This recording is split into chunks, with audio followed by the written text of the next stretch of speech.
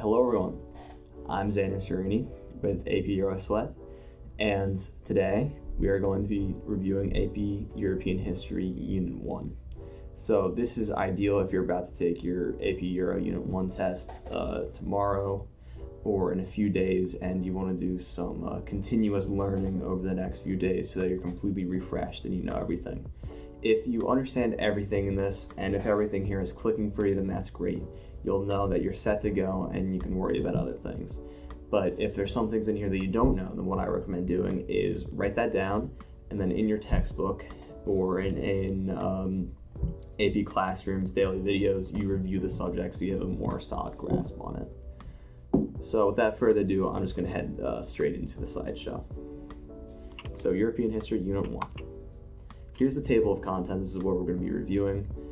For my textbook, we have Chapter 11, which is the context of the Renaissance, like the Black Death, 100 Years' War, and New Monarchies. Chapter 12, we have the Renaissance itself, the art of the Renaissance, humanism, printing, and centralization.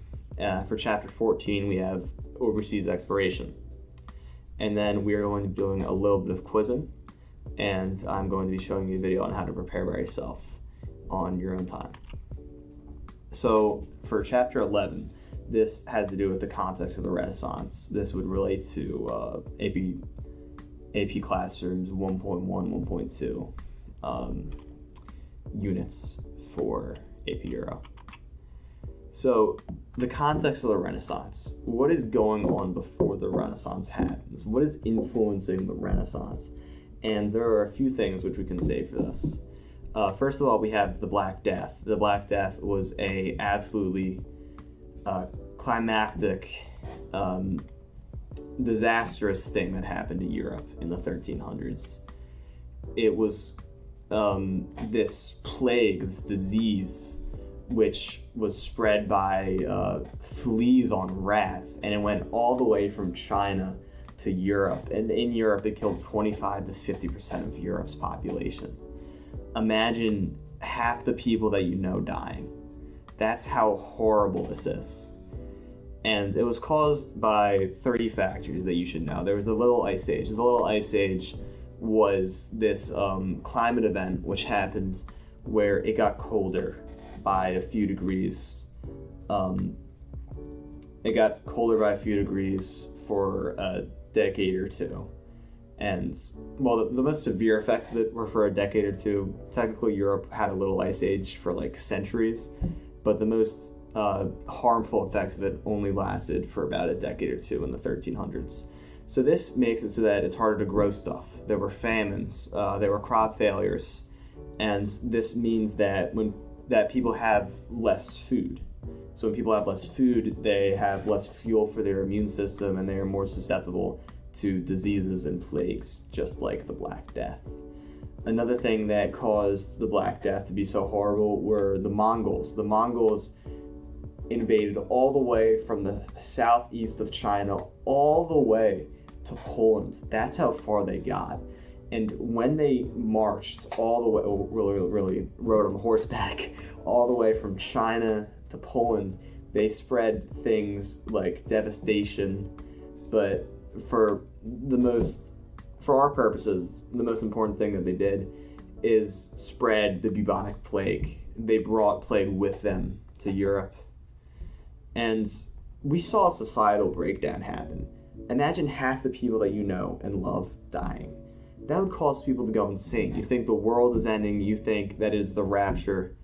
So weird stuff starts happening, and brothel visits, and women start going to pubs, which was unheard of before. This group of people called flagellants. It's really sad. These group of people tried to atone for their sins by hurting themselves because they felt that God was punishing them for being bad, so they wanted to punish themselves so that this Black Plague would stop, the Black Death would stop happening, and they would return to normal. And the middle class was created out of all this because, simply, if you know anything about economics, the lower the supply of something, the higher the price for it is. And it's the same thing with labor. The lower supply of peasants to do your work there is, the more that you have to pay them. And overall, there was the breakdown of the manorial system happened from this. Feudalism starts breaking down. Instead of peasants being tied to the lands, they can start paying for money and things. They can start renting out land instead of being tied to it. They can start buying stuff instead of just being given it. And also, there was the 100 Years' War. The 100 Years' War was the English versus the French, and basically the way that happened is that the English wanted the French throne because of some dynastical shenanigans. The English were like, yo, French guys, we actually own your country because our king should be your king. But the French had their own king, so the French king and the English king had to fight each other. So at first, the English were winning, and then over the span of 100 years, the French slowly start coming back using the cannon. And one of the most important figures in this all is Joan of Arc. She was this young French girl who experienced a vision from God that the English were a scourge and that the English had to be taken down. So she poses to be a young man, and she joins the French army and helps France recapture a bunch of important forts, and she was one of the leading symbolic figures for France. Next slide, we have some religious things here. A decline in church authority and power. Prior to this, the church was the biggest authority in all of Europe. The church had the most power out of any authority. So centralizing powers like France said, they start to see a weakness in the church that hadn't been exploited before. So what France tries to do is tax the clergy, because the clergy has so much money that the French crown isn't tapping in on. So the French want to start taxing them in order to get more money. So France coerces or forcefully persuades the Pope into allowing France to tax clergy. And France is very happy about this. They start making more money, and the Pope and clergy are kind of frightened by this because they've just been threatened by a king, and that would foreshadow a lot of things that are going to go on for the rest of this course. And the next thing is the Great Schism. So the French and the Italians both have a lot of influence over the Pope. And not over the Pope, but over electing the Pope. And the way that it works is that there are these people called cardinals who all get together and they vote on who's going to be the next Pope. Now, there were French cardinals and Italian cardinals and all these other cardinals that aren't relevant for this right now. The French cardinals voted for this French guy. The Italian cardinals voted for an Italian guy. And either side said that their guy won. So, for a period of time, there were two popes at once, and they were both saying that the other pope wasn't the real pope. And this was called the Great Schism. And then the Council of Pisa comes together, and they try to settle this. They say, okay, no, French guy, you're not pope. Italian guy, you're not pope. We're going to elect the real pope. And as you might predict, this goes exactly how they didn't want it to go. It just creates another third pope, because neither the French nor the Italians recognize this new pope, which the Council of Pisa elected. So the solution was to wait for all the popes to die out and then elect a new one. But this was over the course of decades. This took a long time. And imagine having 3 leaders at once when you're only supposed to have 1. Imagine in this upcoming 2024 election, well, I'm not sure when you're watching this, but for me it's upcoming, Biden, Trump, and Joe Jorgensen all run, and they're all named president. That would lose a lot of trust in the United States government, wouldn't it? Because you don't know who to listen to. You don't know who's your actual president. You have to listen to three people and try to figure out which one isn't the real one, because they're all saying that each other aren't the real one. Like Trump is saying Biden isn't the real president, Joe Jurgensen isn't the real president. Biden saying the same thing about the other two. There's no trust. This erodes so much trust in this institution which was so trusted beforehand. And it also births the idea of conciliarism. And as I said, councils are awesome sauce. This was the belief. This is what the cardinals actually said. I'm kidding, of course. But the idea was that councils should have greater power than the Pope, because the council chose a Pope in the Council of Pisa. Last slide for context, we have technology. So the biggest thing on here is the printing press. The printing press was made by Johannes Gutenberg, a German dude, and what it did is revolutionize literature, information, everything. One of the most important inventions that we've ever had for the spread of information. Instead of having to manually write down by hand every single letter of a document, he could just set up a printing press and just boom, do what would take hours of work beforehand in minutes. So this allowed for information to be spread much more cheaply, easily, and it was great. So much more information could get out there. And one of the biggest effects that this has is an increase in vernacular literature. Vernacular literature refers to literature that is made in the author's spoken language as opposed to Latin. Because how it used to be is that everything was written in Latin because it's too hard to write it in all these individual languages like German, English, French, Italian. But usually the highest up in Germany, England, France, and Italian can read Latin, so they wouldn't have to worry about it. But now they can write down literature in native languages like English and German and Italian, so many more people can read now. And that's called vernacular literature that is made in the author's native tongue. Some more technology. There's the gunpowder, which allowed for use of the cannon. That was a big deciding factor in the 100 Years' War. There was the clock, which would have bigger implications later on, and glasses and paper. So now for chapter 12, the Renaissance. You may be asking, what does the Renaissance mean? The Renaissance means rebirth. In a more esoteric, philosophical sense, the Renaissance is Europe after having fallen into the darkness of the medieval ages following the classical era of the ancient Greeks and ancient Romans. Europe had fallen down into the dark ages, into the medieval times, and it was horrible, it was inglorious. But now Europe had rebirthed, it had renaissanced, if you will, into this second age of glory, into the second coming of ancient Greece and Rome. And this happened because of rediscovery of ancient Greek and Roman works, and I'm going to have to pause for a little bit, but I'll be right back.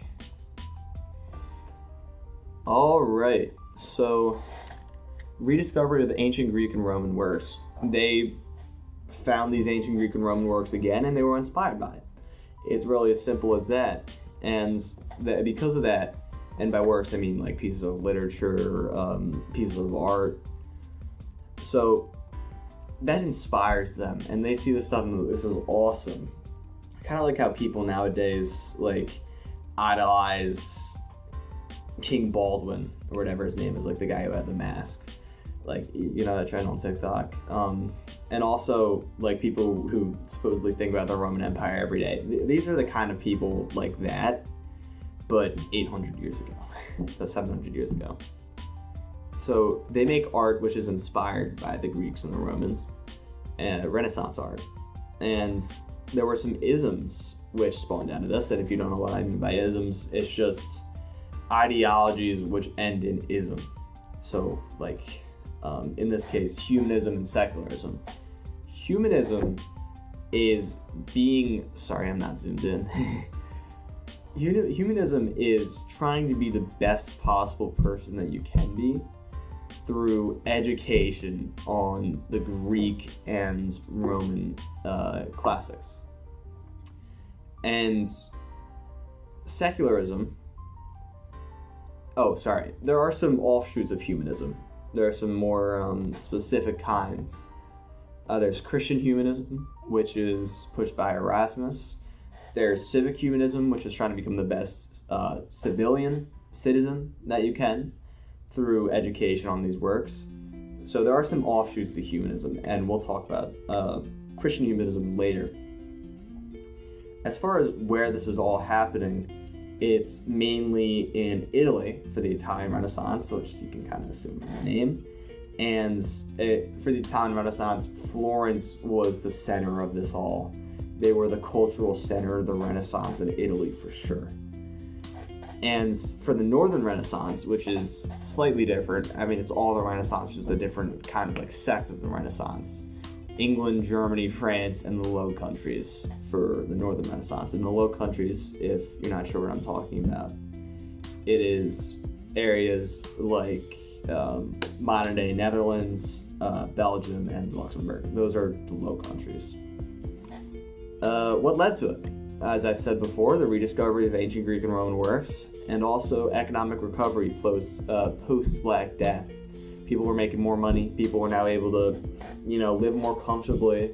They were more happy, and they had felt like they had been reborn. And while COVID was significantly less severe than the Black Death, it's kind of like the feeling in 2022 and 2023 when we came out of our homes for the first time. We felt reborn, rejuvenated. It was like a larger version of that. They were finally able to stop living in fear and stop having to fear death at any moment, really. And now they were able to go out into the world, make pieces of art, and be happy. And there was loads of money which was being lent and given to artists, and some example of some of these people who were lending them out were the Medicis. And I shouldn't say lent, but rather it was being used to patronize. Patronize as in like give money to an artist so that they make a piece of art. It was being used to patronize these artists. And the Medicis were this banking family, very powerful in Italy, and they had lots of influence over art, culture, but more importantly, they had lots of political influence. There were many popes who were Medicis. There were many rulers who were Medicis, especially in Florence. They had so many rulers, and they would eventually fall off in like the 1500s. And some social changes. Human dignity and individuality is emphasized because of humanism. Oh, and I should say, for humanism, this is a feeling of like an individual rather than a community. It's very individualistic. It's becoming the best possible individual, not becoming the best possible community. And civic humanism is more about the community, but humanism is more about the individual.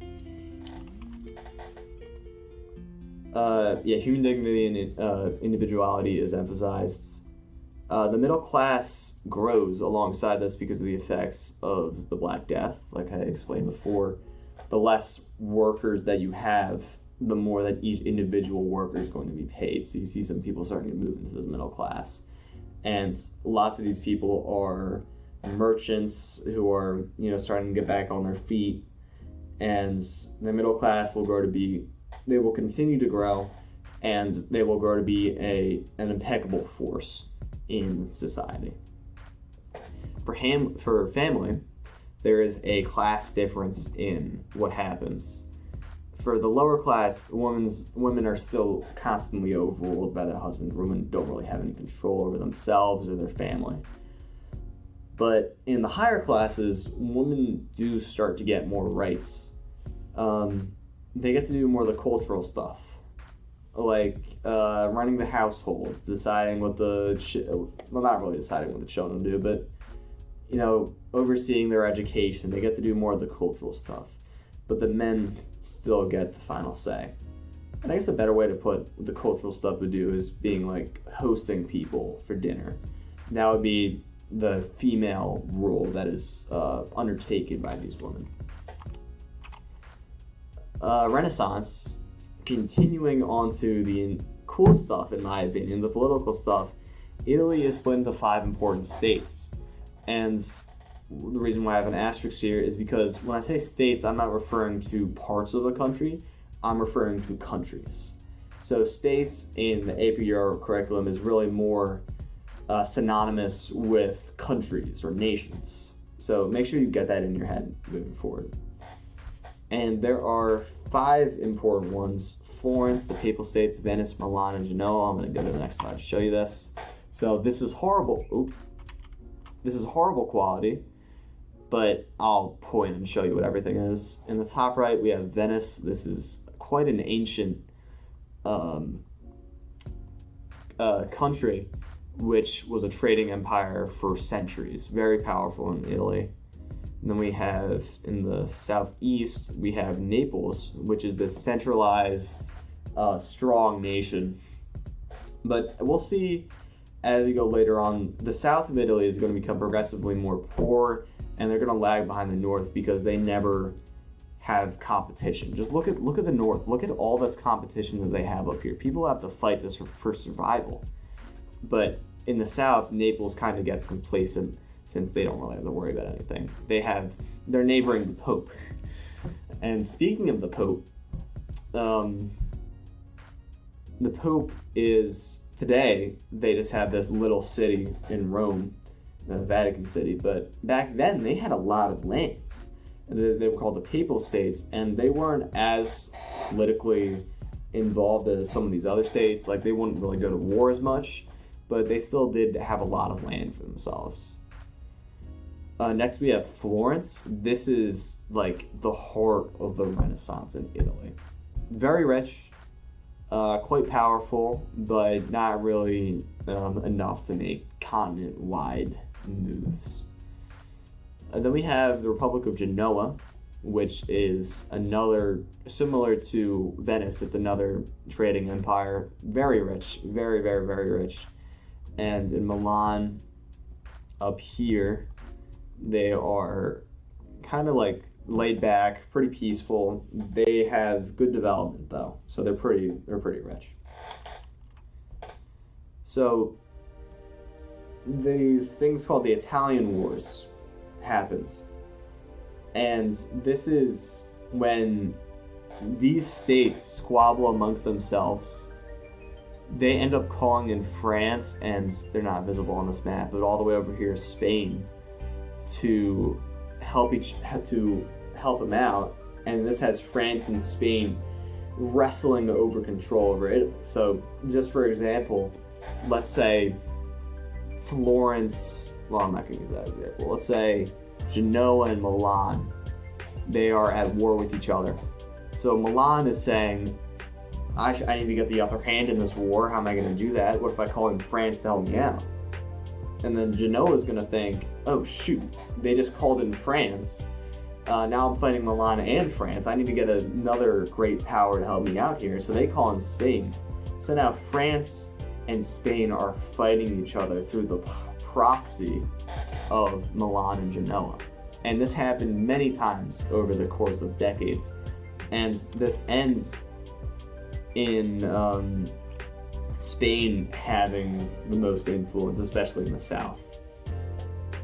And modern diplomacy was created here. Niccolo Machiavelli, he's quite shady. I agree with his takes personally, but he was quite shady because he was not idealistic, he was practical. He prioritized the state's continuity over anything else. So this led to some questionable beliefs. Sometimes that he meant that he believed that it was a means to an end. Like, you gotta sometimes do bad things in order to achieve good outcomes. So he'd advocate for stuff like putting down revolts if it meant the survival of the state. He'd advocate for things like wars if it meant the survival of the states. He would advocate for things like political suppression if it meant the survival of the state. And this also coincided and also affected states, meaning countries, prioritizing themselves and their own survival over the good of Christendom. And Christendom is the collection of all the Christian states in Europe. So states were starting to be selfish. They were starting to prioritize themselves over Christendom. So for the intellectual side of the Renaissance, this is really what it's known for. We have humanism, which I touched on before, becoming the best possible individual through education on the humanities. And this was often Greek and Roman works or history or literature or stuff like that, rather than through religion. It's not saying that you can't be religious, but it's secular. And secular means that it's not talking about religion. It's not commenting on religion. It's kind of like a public school. A public school is secular. It can't support, or it doesn't ever support, neither does it ever deny the existence of religion. It just doesn't talk about it. And that's the same thing for humanism. Also, Neoplatonism, it's the revival of Plato's ideals. Hermeticism, the idea that God is the universe, and it's a pretty wacky idea, but it did gain a lot of popularity, and we're going to see how it affects the scientific revolution needed for. And then, for Hermeticism, some interesting things. Alchemy. People believe that they could just spawn things in like it's Minecraft. They can just place an egg down and then they spawn something in. They thought they could do that because the idea was that God is magic. The universe is God. Therefore, the universe is magic. So they'll be able to do stuff like just spawn stuff in, turn water into wine themselves. Another thing was the spread of vernacular language, and I'm going to try to rephrase this. It's printing stuff out, writing stuff out in the native language of the author instead of in Latin. That is what vernacular language is. And it glorifies the individual. It is individualistic rather than religious. And this is humanism in Italy. Humanism in the north is called Christian humanism, and we'll talk about that later. Now, art in Italy, there's Giotto. You don't really know this unless you have a really weirdo teacher, but just in case you can look that up yourself. Renaissance art looks like the Renaissance art in Italy, Italian Renaissance art, is naturalistic, and it was inspired by Greek and Roman paintings a lot. So we'll see later on, maybe this next slide, I'm not really sure, and I'll kind of break down what it looks like. And it looks 3D, instead of it being 2D like a lot of medieval art had been. It was 3D, it looked realistic. And some of the most important artists for this was Botticelli, Donatello, Uccello, and Brunelleschi. And there was geometric precision. It looked very realistic. So now think to yourself, based off these facts, that the fact that it was naturalism, which is basically trying to make it as anatomically accurate as possible, inspired by Greek and Roman works, it looked 3D, all these things. Based off this set of facts, what can you say to convince me that this is an Italian Renaissance? So pause the video for a second if you want to think about it. What you can say is, one, naturalism. Look how realistic this all looks. This is what a real human body looks like. I mean, just looking all around. And this looks real. This looks like you could be here. That's how realistic and geometrically precise everything is. I mean, just look at this. I really hope that my mouse shows through this recording software. But yeah, I mean, just looking at everything on here, it looks great, it looks realistic, and it is anatomically accurate. And also, look at the setting. I believe that this is Mount Olympus. Correct me if I'm wrong in the comments, but this does look like Greek myth. Greek mythology. But this could also be Roman mythology. But no matter what it is, if it's Greek or Roman mythology, then you'll know that it is Renaissance. And yeah, the fact that it is Greek or Roman means that it's secular. You don't see any, you see mythology in here, and you don't see God. So for the intellectual Renaissance, also another thing you can do is look at the attribution line. So on a test, it would say name, date, like below the source, below the painting, it would say the name of the creator, the date of it, and the name of the work. So this would probably sound like some Italian dude, 13 to 1600s, and it would be talking about some kind of Greek or Roman hero.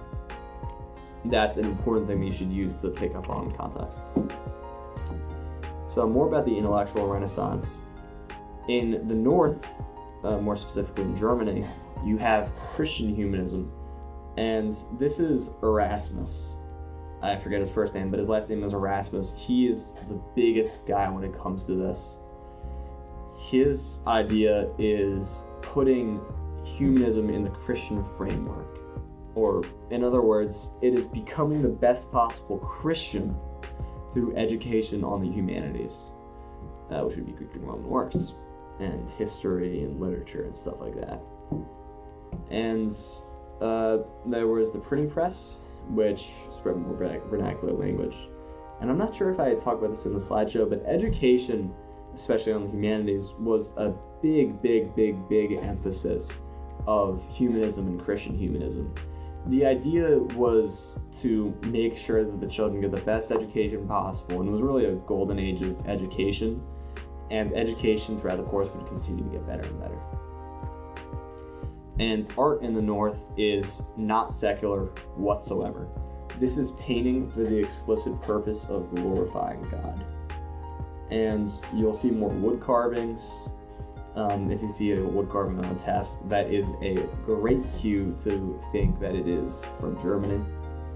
And it is more based on rigorous observation than geometric precision. So instead of a southern Italian Renaissance artist, let's just say Donatello, what Donatello would do is he would study the body. And if he's painting a subject, he would study the body and try to perfectly recreate the subject through geometry. What a Northern Renaissance artist would do is try to look at it as long as possible, look at the subject as long as possible, and try to recreate the subject from vision, not from math and geometry. So this is a tough one. What makes this Northern Renaissance? Okay, well, actually, before you might have already paused already, but Northern Renaissance is more secular, it's more serious, it's not as colorful. Meanwhile, the Southern Renaissance, the Italian Renaissance, is more colorful. And that's a big hint here, because this is quite bland. This isn't very colorful, so that's one hint. And also, there is a subtle undertone of religious themes here. We see, this takes some knowledge of theology, but this looks to be some kind of religious figure in the church. You can see the hand that he does. This is a common gesture for those in certain positions. And you can also see his wife, presumably, or perhaps one of his members of his parish. And I'm not sure what his position is. He's either her husband or her priest. But either way, you can see this strong emphasis on family values because she appears to be pregnant, and it's glorifying, childbirth, which is a Christian value, to have family and to bring up your children. And this doesn't look quite as anatomically accurate. You can see, it's hard to see in this, but it's not like they spent a whole lot of time, it's not like it spent a whole lot of time studying this. You can kind of just tell based off proportions and the hands. Just look at the proportions of the hands and the rest of the body. It's not anatomically precise. It's more based off observation. And you can also see in the back how the mirror is reflective like in real life. That is less about geometry and more about observation and just rigorous observation. So next, the High Renaissance. This is, when you hear high, it's referring to the end period, the last period of the Renaissance. So the Renaissance also had their end period, and it was called the High Renaissance. So it was dominated by heroes. The great Renaissance artists are the heroes. So Leonardo da Vinci, Raphael, Michelangelo, some more people that you can say on here. Shakespeare, you could say. He was not a physical artist, he was making of literature. But regardless, the art in the High Renaissance was more emotional. It was more colorful, you could feel it. And it was dominated by the heroes that we see to the left alongside with some other people. And it was funded by Renaissance popes, merchants, and Medicis, and other families who wanted to, flex their clout, flex their power. So these Renaissance popes, this refers to the group of popes who were in power during the Renaissance. They were politically active, and they patronized these artists. And the merchants wanted to flex their own wealth and power to their peers, so they were kind of like how today people say, how many Bugattis do you have? Back then they would say, how many paintings do you have by Da Vinci? So they're trying to flex their own power and prestige through patronizing this art. And Medici, same thing. They try to flex their own power and prestige. So now, what makes this High Renaissance? This is another tough one. But the easiest way that you can know is who made it. And you look at the attribution line. This would say David by Michelangelo, I believe it is. Correct me if I'm wrong in the comments. David by Michelangelo, and then whatever date he made it. And you can just tell based off who made it. Michelangelo is one of the artists. So that is the easiest and most reliable way. If this were a painting, then we look for emotion and color, and that's generally how I would be able to tell what movement it was from.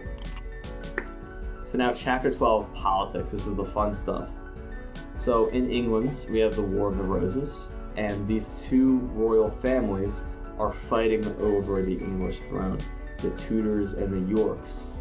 And the reason why they call it the War of the Roses is because if you were a Tudor, then you'd wear a certain colored rose. If you were a York, you would wear a certain color rose. I don't know what they are. I don't know what color. One was white, one was red. I always forget. But anyway, they fought each other. It was a bloody war. You can see it lasted for 32 years. But it ended up with the Tudors winning. In the Holy Roman Empire, this is confusing, and I'll try to explain it to you as best I can, but there are videos on YouTube which better explain it. It is controlled by the Habsburg dynasty, and the Habsburg dynasty's mainstay, its main holding, its main property is Austria, and it takes over the Holy Roman Empire. And they struggle with centralizing. They can never centralize. Because, look at this. You see all these different flags? Every flag on here is a state. It's an independent country. And really, the name of the Holy Roman Empire is just a moniker. It's not actually united. It's really united just in name. It's super decentralized. Like, imagine in the United States, yeah, they're all united under the same United States, but they go to war with each other. They have their own economies. They have their own foreign policy decisions. Imagine if the United States were like that. It's kind of like this. They're united in name, but in actuality, they're fighting each other, and they are not friends. And very decentralized. So Spain unifies. Woohoo, Spain!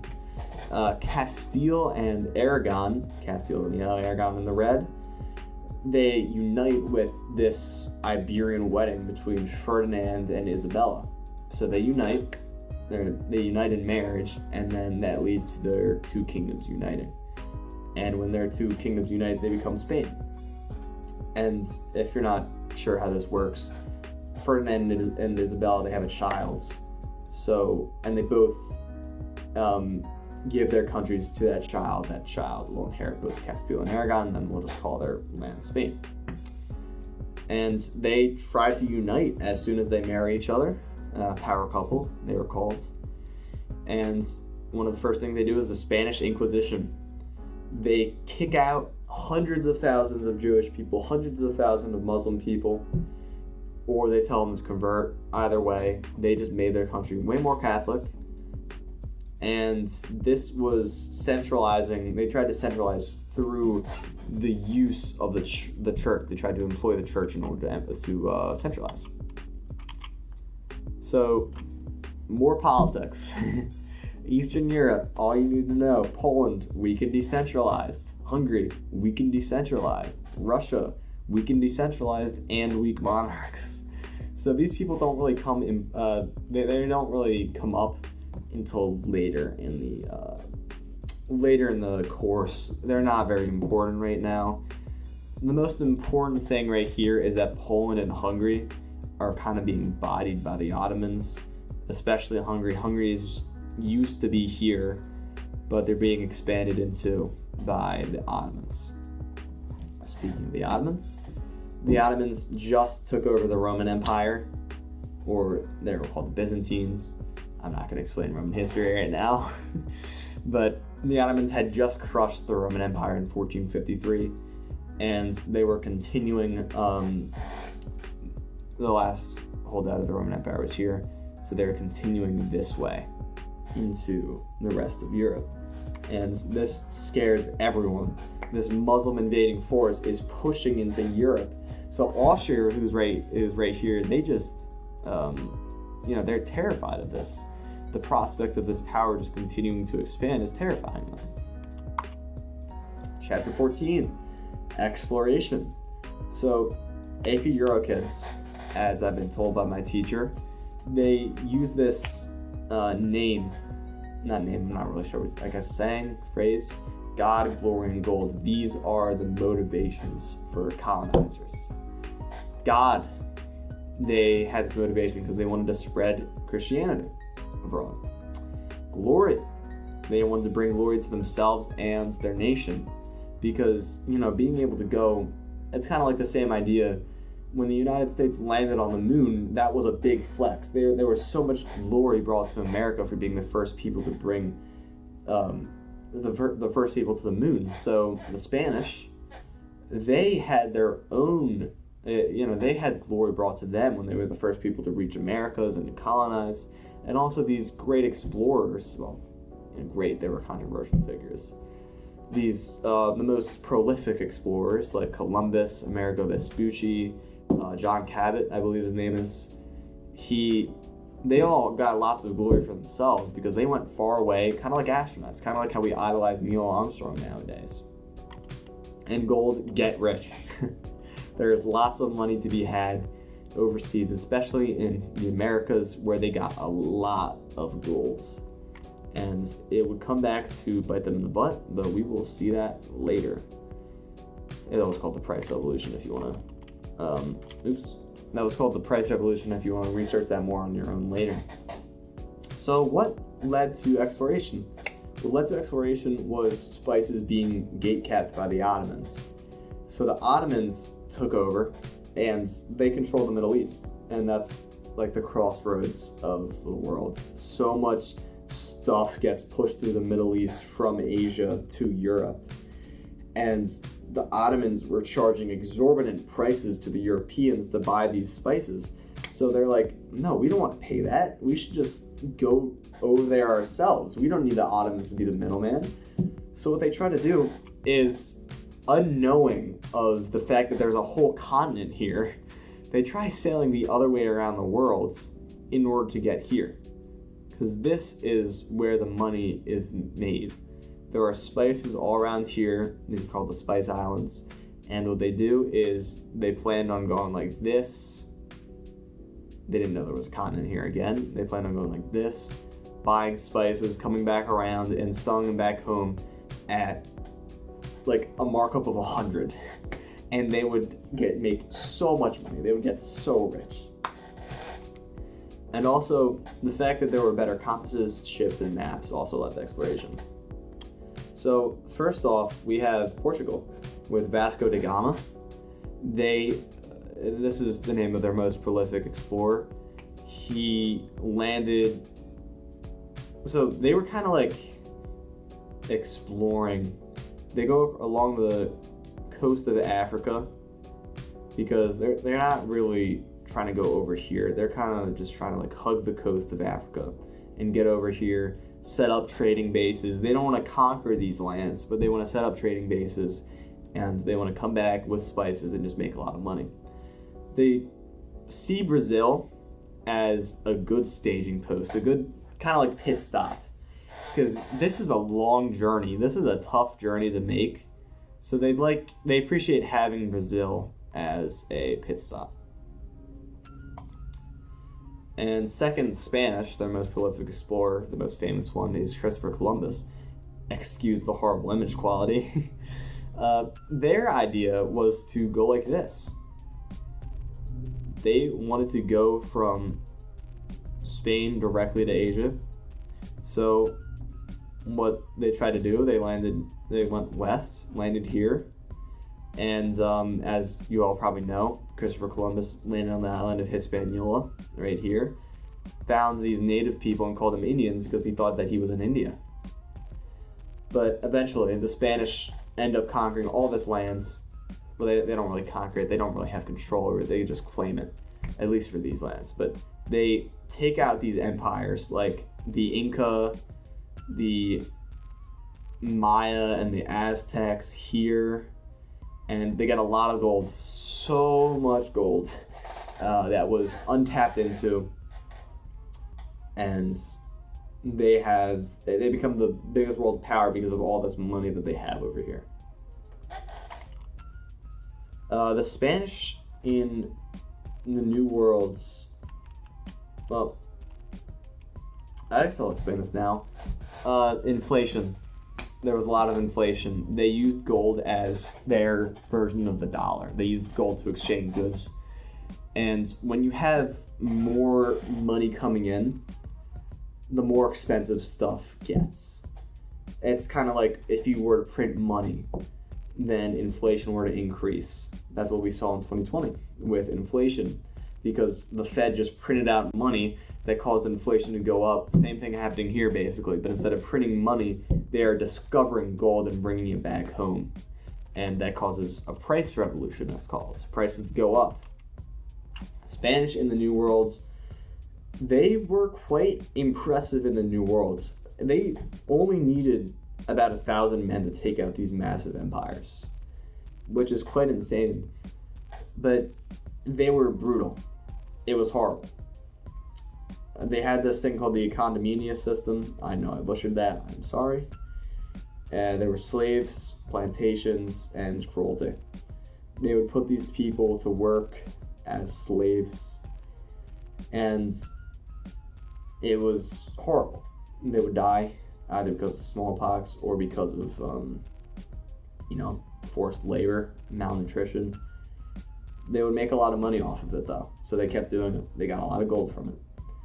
Native Americans were brutalized, and this guy named Bartolome de las Casas, this great man, God bless him, saw this condominium system happening, and he was like, this has to stop. And there were many Jesuit missions, and the Jesuits were this order, or this kind of like task force of the Catholic Church, which were made by this guy named Ignatius of Loyola. And he wanted to spread Catholicism to the New Worlds through education and through charitable acts to the native peoples. and his biggest work was called Spiritual Exercises. I'd write, if you have a piece of paper right now, I'd write down Ignatius of Loyola so you can understand more. I hope I have them down here, but I guess not. So the third, and the way I'm ordering this is the order of people to start colonizing. Portugal was first, then it was Spain, then it was England. England was next to join the party, and England made a lot of money. England's most important colonies were in Canada and America and India. Those were the most important places which they colonized. Yeah, we'll understand more about this later, but you really just gotta know the name John Cabot. You gotta know that they landed on the eastern seaboard and that they had a little bit of Canada. They didn't own this yet. This image is inaccurate, I'm sorry. The French owned that. And the French owned that because they got there first. Oh, and the way that they colonized is that they would send a lot of people over. They would send Puritans over. They would send minority groups like I just said, Puritans, Pilgrims over. And it would be packed. This area right here is much more densely populated than this. The way that the French colonized is that they were like chill with the natives. They were friendly with the natives. And they would just be like, yo, natives, let us just say that this land is ours, but we're still going to let you do whatever you want. But we're just going to have some people like fur trappers come in here, get valuable American goods, and we'll sell it, and we'll make a lot of money for back home. So they colonized Louisiana and Quebec. Made a lot of money. The Dutch, speaking of made a lot of money, they made stacks. They were definitely the most impressive colonial power based off how small they were, because they conquered a lot of territory. Their biggest holding was the Dutch East Indies. And also, in India, they made a lot of money. They had this company called the Dutch East India Company, which would come down here, set up at one of their outposts and buy spices and luxury goods for Europe, but just ordinary goods down here. They would buy those goods and come back to Europe and sell it for exorbitant prices. They would make so much money. So the Treaty of Tordesillas. The Treaty of Tordesillas was Spain and Portugal making a deal and the Pope kind of like mediating it. Let me go back to the Portugal slide. It was on this line. They drew up a line in the middle of South America, and the Pope said, with Portugal's permission, Portugal, this side of the world is yours, which in effect just meant like this little sliver of South America, Africa, India, Dutch East Indies. The Pope said, you get but you get the right to conquer all of this. Spain, you get this side of the world, and you get the right to control and conquer all of this. And what that looked like in effect is that Portugal got this, and they started focusing on these territories. Meanwhile, Spain got this, and they started focusing on all that. So the effects of exploration is Native American depopulation, or American Indian depopulation. It's horrible. Diseases like smallpox and measles were taken from Europe to America, and the Europeans were used to having these diseases, so they were able to fight it off. But when it came to America, they gave the disease, not like intentionally, but the disease was given to the Native Americans, and they were devastated. 95% of the Native American population were killed because of these diseases, or because of forced labor from the condominium system. And another fact is the slave trade / the triangle trade. Let me see if I have a picture. Yeah. The slave trade was Europeans, specifically Portugal, England, I think the Spanish and the Dutch were also big participants in this. They came down to Africa. At first, the Portuguese took slaves. They literally kidnapped people at first. That's what they did.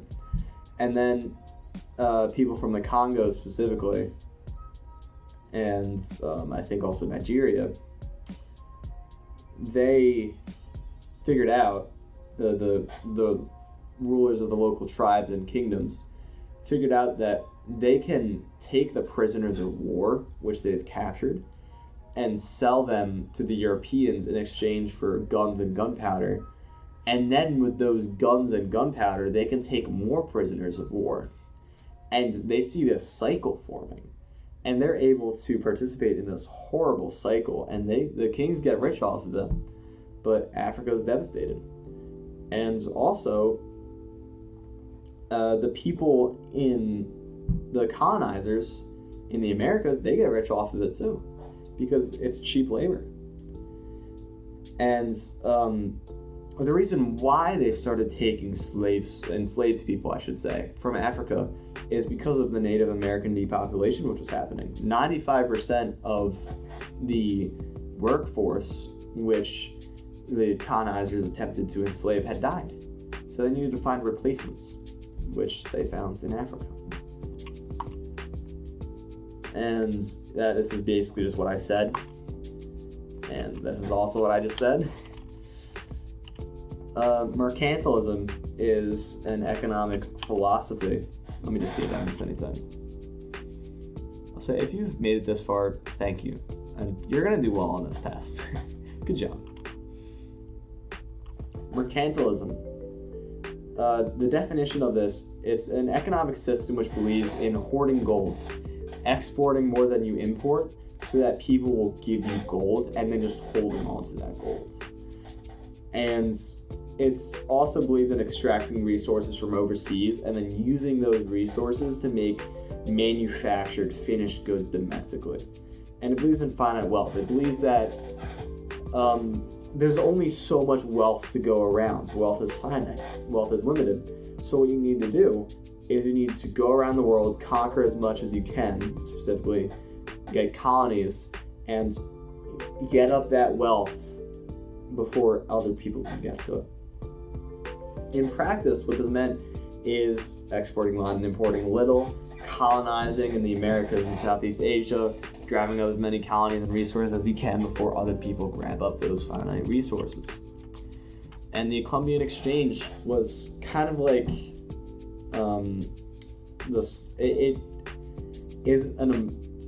it includes the slave trade in it, but it is not the slave trade. They're separate things. The Columbian Exchange had Africa get gunpowder and weapons and goods from Europe. It had the Americas get diseases like smallpox and measles. It also introduced livestock like cows and sheep, I believe, and got new fruits from Europe, new vegetables, and new grains like wheat. Believe it or not, wheat was introduced to America, which is kind of insane to believe. If you're anything like me, I live in a place where there's wheat everywhere. Europe gets veggies like potatoes, tomatoes, and tobacco, and these are very important. This is crucial, in fact, for European gastroeconomy, if you will, because potatoes are very valuable. Potatoes restore the nutrients in the soil. So instead of what Europe did before, which was let some of the fields like rest and recover their nutrients for a season, they could just plant potatoes and make it so that those fields can rest and recover while also growing stuff that they can eat. And you'll see Ireland become almost dependent on this. They also get the tomato and tobacco. It's insane to believe that the tomato came from South America and was introduced to Italy. tobacco. This is a cash crop. And they get golds, specifically from this area, and I think maybe down here too. I'm not familiar with where all these resources come from particularly, but the Spanish get a butt ton of golds, and they get rich off of it. But it also hurts their economy because of inflation. And Europe gets lands. Europe gets so much lands to conquer and to use as farmland, use as pastoral lands. And yes, price revolution, as I talked about before, inflation goes up because lots of gold comes into Europe. And Spain gets hit especially bad and they fall off. And I hope you're familiar with a little bit of economics. I'll kind of rehash on this. If there is more of a currency in an economy, then individual good prices will go up. And gold was the currency for Spain. So when gold comes into the economy, prices go up. And you might be thinking, well, if there's more gold going around, then why does it matter if prices are more? Because it will just be accounted for by the fact that there's more gold in total. Well, not everyone is receiving this gold in the same amount. And it's not like Farmer Joe is going to be getting the amount of gold as the merchant who brought the gold to the New World in the first place. So we'll see larger wealth equality and just an overall fall off of Spain. Now this is a slide from the Slides Go template, which I forgot to delete. Now this is something that isn't from the Slides Go template. The commercial revolution. In the commercial revolution is kind of like when we start to see capitalism. In the Bank of Amsterdam, we see double entry bookkeeping and joint stock companies, which is like the start of capitalism. They would get stock markets, and in these stock markets, they would have crowd funds. So everyone would chip in a little bit for a voyage to the New World, and then not to the New World, but to Southeast Asia, and then there they'll get what they need to get all these luxury goods for Europe, come back and sell it at a very much higher price. And my slideshow might be a little bit inaccurate, so I'm just going to make sure that I have everything I need, and then I'll be right back.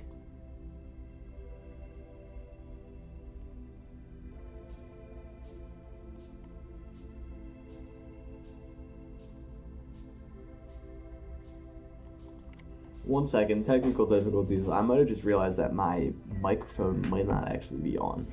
That would be pretty bad. I'm an hour into this recording. Okay, so it turns out that my mic was on after all. Woohoo! So, moving on. I had the thing down wrong. The commercial revolution is basically the enclosure movement. In Europe beforehand, landlords, dukes, barons would hold this land, and it would lease out lands to the peasants who work on it. So the peasants would work on the lands which the duke owns, and then they would have their own lands, which they would build a house on, and they would have their own farming on their own lands. And the enclosure movement is allowing for those landlords to kick them off the lands. To say, no, I'm not leasing for you anymore, just get out of here. And this sounds like it would be disastrous, but it actually ends up being good in the long run. It makes more people go into cities. It boosts development because more land can be worked on, and it's much more efficient. But in the short term, it was not very good because people were moving into cities jobless. And then another aspect of the commercial revolution is capitalism. And the idea of commercialism is, let me rephrase, commercial revolution is kind of just like the juxtaposition to subsistence living. It was to make profits. It was to start making real stacks. And we see this through the enclosure movement because instead of unnecessarily leasing out lands to peasants, these landowners were now able to kick them off the land and use more land to make more stuff so that they can sell more stuff and make more money. And also, because of how much more land there is in the Americas, they could plant a lot more stuff there, like cash crops, and start making real money. Tobacco, cotton were some big things in the Americas, which they planted a lot of. And also, the Bank of Amsterdam, it utilized double entry bookkeeping, which is, excuse me, that is my timer to register for the SAT, which I need to do very quickly. But I'm going to finish this first. Anyway, the Bank of Amsterdam utilized double entry bookkeeping, which is a modern system of accounting that we use today. And it helped funding joint stock companies. Joint stock companies is when a bunch of private investors all chip in, all give a little bit of money for a business venture. In this case, a voyage to the Dutch East Indies in order to go over there, buy stuff for cheap there, buy low, go back home and sell very high in Europe because that stuff is super rare and sells for a lot of money. And yeah, moving on, globalization. The world becomes smaller. There's more global trade with tea, spices, and coffee, and these joint stock companies help facilitate all this.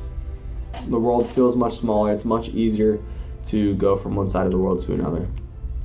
So after quizzing, this is stuff that I'm going to largely let you guys do on your own, and I might explain the answers. So here we go.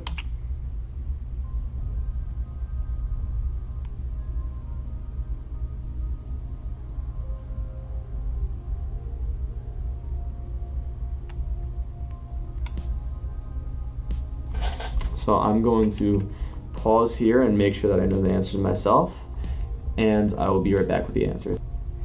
Okay, so now I am back with the answers.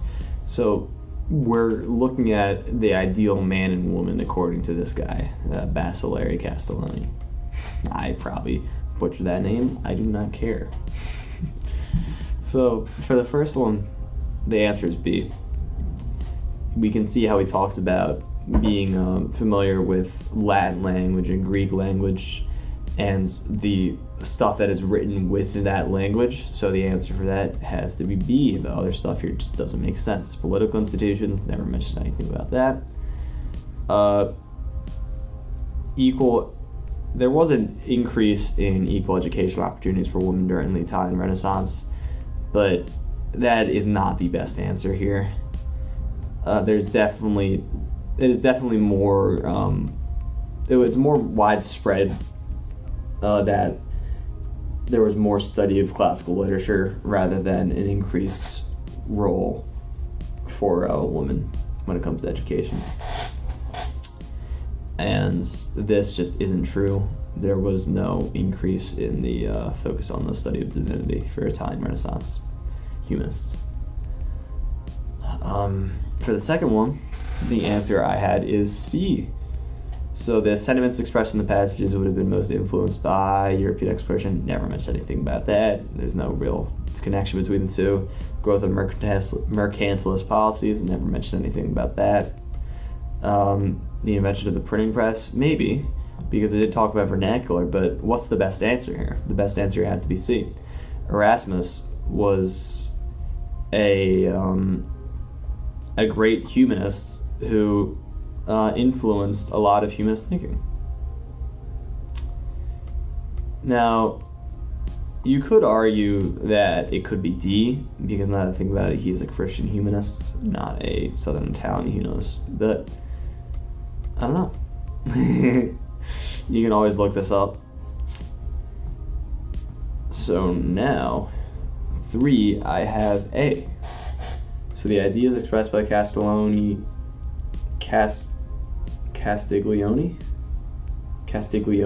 I guess? I'm not sure. In the passage most directly support which of the following ideas regarding women during the Italian Renaissance. If you remember, Women did have a little bit of increased education, but overall they had their role largely stay the same. Especially in the lower classes, it was largely staying the same. Most Renaissance humanists believe that it was not proper for educated women to serve in the same roles as educated men. Completely true. You can see how it's talking about women as kind of like objects of only romantic affection, not for being a leader. You can see here we're talking about orators, leaders, people who speak, give speeches. And down here we're talking about her laughter and her play. You can see how we're thinking of men in this as these people who have to go on to be leaders, and women in this as kind of just like play toys. Everything else in here is not true. This is not true. This is not true. And this is not true either. Not most. Some of them did. It's not most. Below is this here. I kind of just like edited that. Okay, which of the following was a primary motivation for European nations during the age of exploration in the 15th and 16th centuries? I'm going to give you a second to pause and look through this. Okay, time's up. So, desire to spread democratic ideals and political systems? No! Remember what time we're in. This is the age of monarchs. No. The search for new trade routes and valuable resources. The intention to form alliances with indigenous populations? No, they did not like the indigenous populations. Nope. The need to escape religious persecution in Europe. This was a reason for some explorers, but the biggest answer is B. D is true because some Puritans from England didn't want to go to but it's tricky because it's saying European nations, not Europeans. European nations didn't need to escape religious persecution. It's not like there's a nation which was completely just following one religion and they needed to get out of there. There was nothing like that going on. But it is true that they did need to find new trade routes to get to Asia, and they wanted to get more valuable resources. Next question. Which of the following describes a key characteristic of new monarchies in Europe during the late 15th and early 16th centuries? Decentralization of power to local nobility, the establishment of constitutional monarchies with parliamentary control, consolidation of power by reducing... Okay. New monarchies, biggest thing you should think of, absolutism. Well, not quite absolutism yet, but centralization. They were centralizing. They were not decentralizing, so A can't be the case. Constitutional monarchies? Parliament? Have we even heard that yet? No, we haven't. We don't even know what this is yet. So it can't be B. Consolidation of power by reducing the influence of the nobility and the church. The promotion of religious tolerance and freedom across their realms. This can't be true. I mean, just look at Spain, the Spanish Inquisition. This was in direct combat to religious tolerance, so it had to be C. This is something... I guess I already put that down there. Okay. Explain one method used by new monarchies to consolidate their power. Describe one specific example of a new monarch and how they apply this method, and analyze the broader impact of this consolidation on European politics. So this is called an SAQ, if you aren't familiar with this, and this is kind of just how I'm going to play it. I'm going to think about this in my head. I'm going to try to find an answer for you. And once I've done that, you can also think about it, and right now you might want to pause, or you might just want to pause when I have finished thinking, because I still need to think. This is a tough question.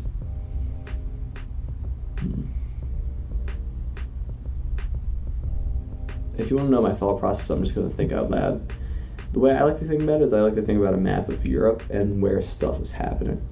So the thing that I'm thinking about right now is the Spanish Inquisition, but it's kind of difficult to do that with this here. But I'll try.